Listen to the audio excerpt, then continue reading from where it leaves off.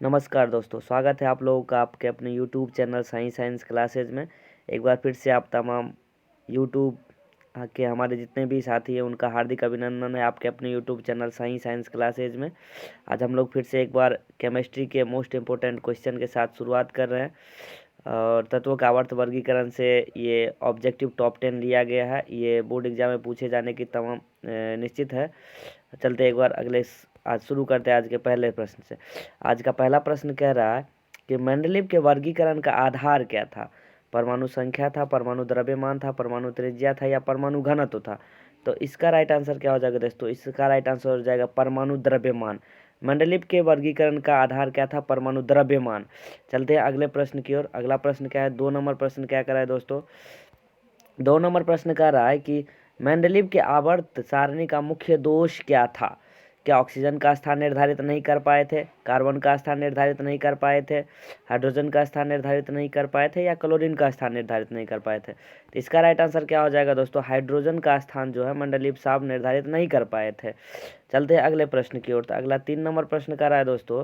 3 number प्रश्न कर रहा है कि मेंडलीव की आवर्त सारणी की क्षैतिज कतारों को क्या कहते हैं? हम जानते हैं दोस्तों अभी जो आवर्त सारणी उसमें कुछ इस तरह के लाइंस है और कुछ इस तरह के लाइंस है। तो इस तरह के लाइंस जो हैं इसको क्या कहते हैं दोस्तों? इसको क्या कहते हैं दोस्तों? क्या इसको वर्ग कहते हैं, आवर्त कहते हैं या वर्ग और आवर्त दोनों कहते हैं? इनमें से सभी कहते हैं।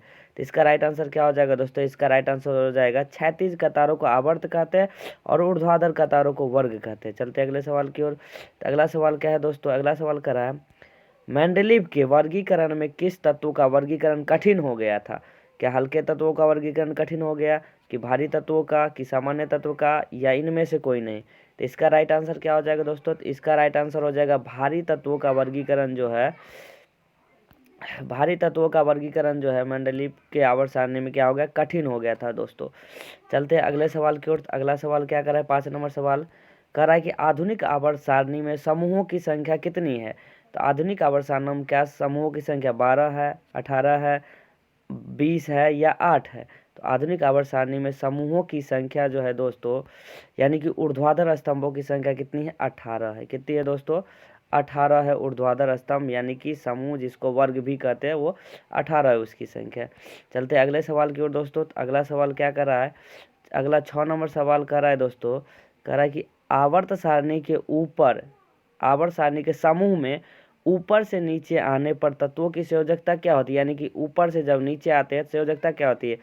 घटती है। सॉरी दोस्तों, ये घटती है या बढ़ती है या स्थिर रहती है या पहले घटती है बाद में बढ़ती है?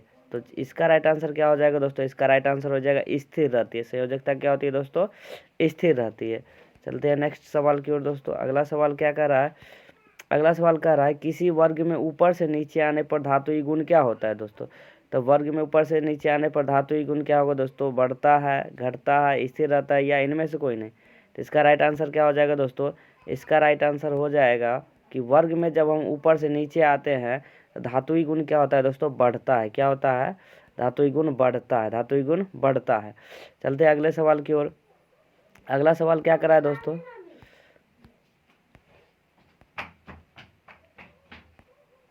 अगला सवाल कह रहा है कि वर्ग एक के तत्व क्या कहलाते हैं? क्या क्षार धातु कहलाते हैं, क्षारीय मृदा धातु कहलाते हैं, हैलोजन धातु कहलाते हैं या अक्रिय तत्व कहलाते हैं? वर्ग एक के जितने भी तत्व है दोस्तों वो क्या कहलाते हैं? तो वर्ग एक के सभी तत्व क्षार धातु कहलाते हैं। क्या कहलाते हैं दोस्तों? क्षार धातु कहलाते हैं।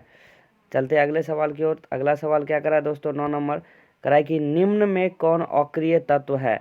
क्या वो हाइड्रोजन है, हीलियम है, सोना है या चांदी है? तो इसमें कौन सा हो जाएगा दोस्तों अक्रिय तत्व? अक्रिय तत्व का कहने का मतलब हो गया हीलियम। तो इसका राइट आंसर क्या हो जाएगा दोस्तों? हीलियम। चलते अगले सवाल की ओर। अगला 10 नंबर सवाल क्या कर रहा है कि आधुनिक आवर्त सारणी को कितने ब्लॉक में बांटा गया है? तो आधुनिक आवर्त सारणी को 2 ब्लॉक में बांटा गया है। आधुनिक आवर्त सारणी को दोस्तों 2 ब्लॉक में बांटा गया है, 3 ब्लॉक में, 4 ब्लॉक में या 5 ब्लॉक में? तो हम लोग जानते हैं दोस्तों कि आधुनिक आवर्त सारणी में को कुल 4 ब्लॉक में बांटा गया, जिसमें कि S block, P block, D block और एफ ब्लॉक में बांटा गया है। तो इस प्रकार आधुनिक आवर्त सारणी कितने वर्गों में बांटा गया दोस्तों?